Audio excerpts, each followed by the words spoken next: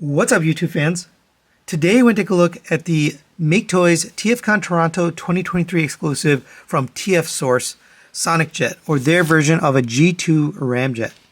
So this review is brought to you by Dr. Diecast. He actually wanted this. He asked me if I could pick this up for him.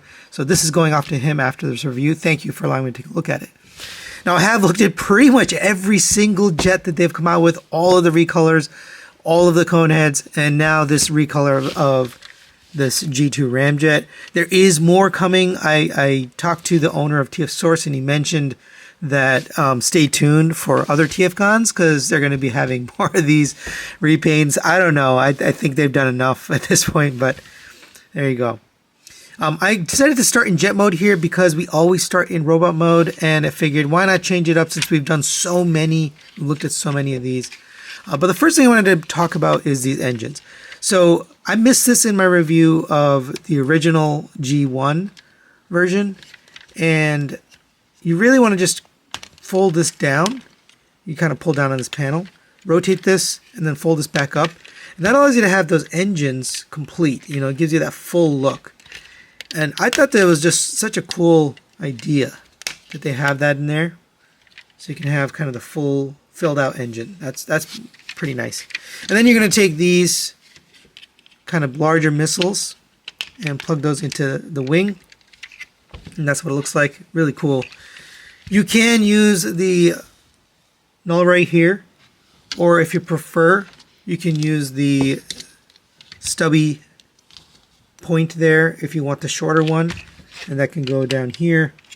Me personally though, I think it looks much better and it fits the character more to have the big missile, so let's just put that on there so you can take a look at how that looks. Yes, that's the look I think most people would display him with. And jet mode is not bad looking at all. It's actually really attractive as far as the jet mode is concerned. Nice metallic blue for the cockpit. The cockpit does open just like all the rest. Nothing to see in there, but it does open. From the back, these are all painted. The wings, let's see, you can kind of see a little bit of overspray on the teal that made its way onto the gray, just a little bit, both sides. But the engines do look really cool in this color. The wings fold basically up to there. You can fold up the landing gear here. And you can take this panel, which they're all coming with now. I did ask about dirge. I still haven't got an answer of when we're going to get this replacement panel for dirge. So hopefully they do include that at some point. But you just put that on there, and that fills out the bottom, but it also allows you to use this. So before we take this, let's take these blast effects out of here. And then you can set this up. It's a very tight ratchet. Yeah, there we go. And then we can use that port in the panel we just installed and get that lined up. I think it goes this way. There we go. And now you have a nice display option for your jet mode. I really like that. You can't use these with these larger missiles. Oh, I guess you can. They must have reshaped it. Looks like you can use those. That's awesome. I didn't know that. They must have reshaped these blast effects to fit. So that's good news for people who are looking to display it with this. I think that looks great. And for a quick size comparison, there it is next to MP10 Optimus Prime and the MP52 Starscream. Basically the same length, a little bit longer to the nose, but same height, same width. Very similar to the MP52 or the Seekers. And then, you know, scales well with the Masterpiece scale. Fits in nicely. All right, now let's get this guy transformed into robot mode. Again, since we've done this so many times on the channel, I'm probably just going to do it in fast forward since you guys have seen it. So let's get going.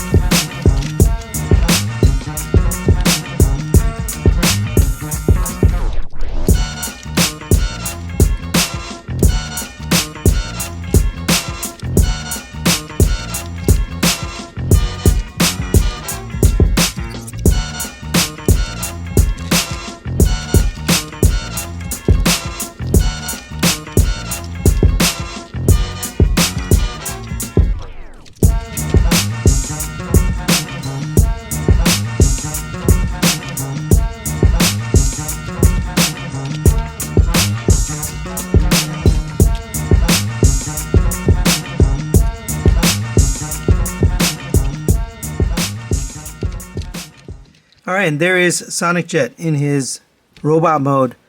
The colors really do look good. They pop. I really like the contrast. Here's the back. Same as the original Ramjet. I've already forgot the name. Booster, I think was his name.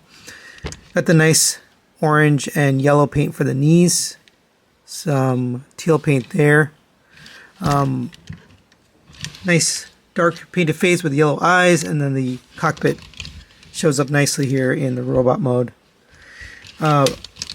It still has some of the same kinds of issues, but let's go over the articulation so you can kind of see. Head is on a rotating swivel, so it goes up to there, down to there, and then you can rotate on a ball joint. So that's a pretty nice head movement. Shoulders rotate around, but they're on a soft ratchet. Again, I don't know why they chose a soft ratchet. It doesn't make sense because you're either here or here. Like, no, bad. Out to the side, rotation at the bicep. Double jointed elbow gets you a full bend. Rotation at the wrist. Individually articulated fingers, but these are worse than most of the hands on the market. Even KFC now has improved, and these are very fiddly. They like to pop off the ball joints. They feel cheap. It's time to retire these hands. They need to go. The null ray itself can extend out if you. It's really tight, but can't show it right now because it's not coming out. You have a rotation at the waist. Ab crunch here, extreme ab crunch just due to the design.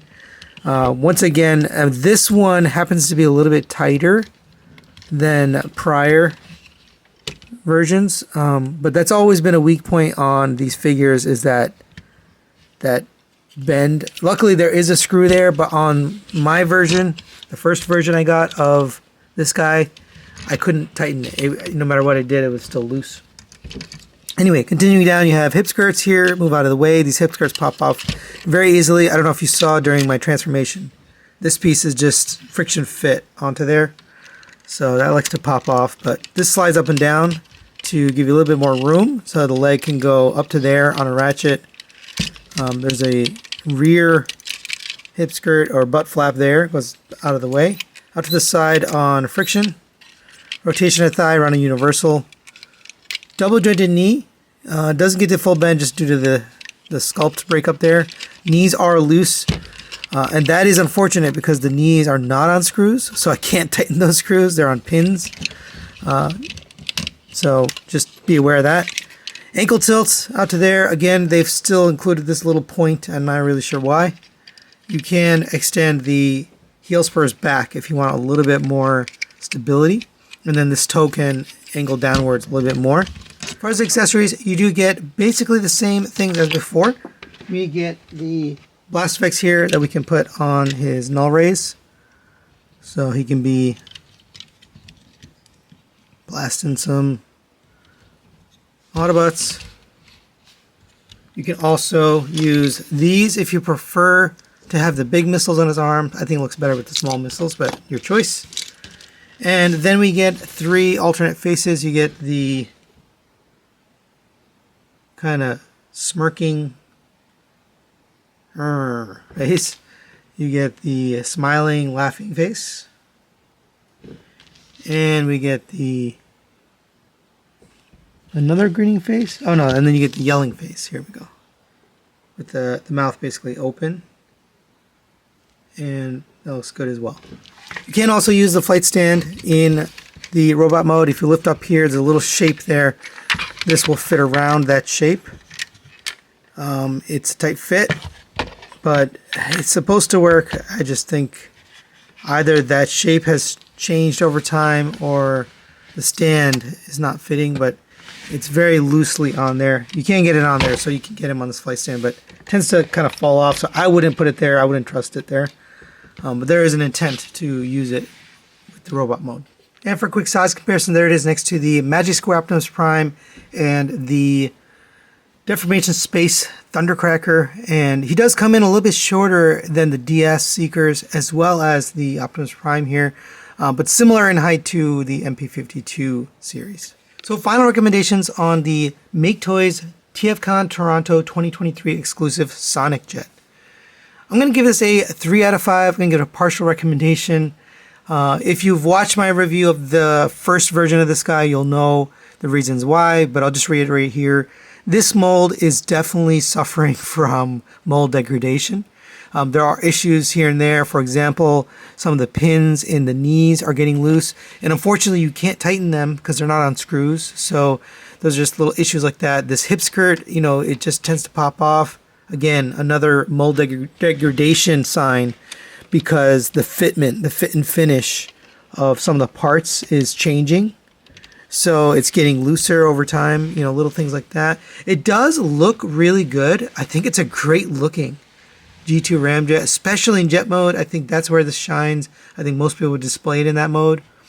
But if you're looking for robot mode, it's just a little weak for me, and the mold really needs to be retired. They need to move on from this. I understand why they're doing it, but you know, I need MakeToys in the game, but I don't necessarily need another of these guys. So I think this should be really it. I mean, this is a good place to stop with the repaints. But that's it for today. If you're interested in this guy, you can pick it up from TF Source. I think it's a limited run, so you may be out of luck if they sold out. Thanks to Dr. Diecast for allowing me to review this. Thanks for watching. We'll see you next time.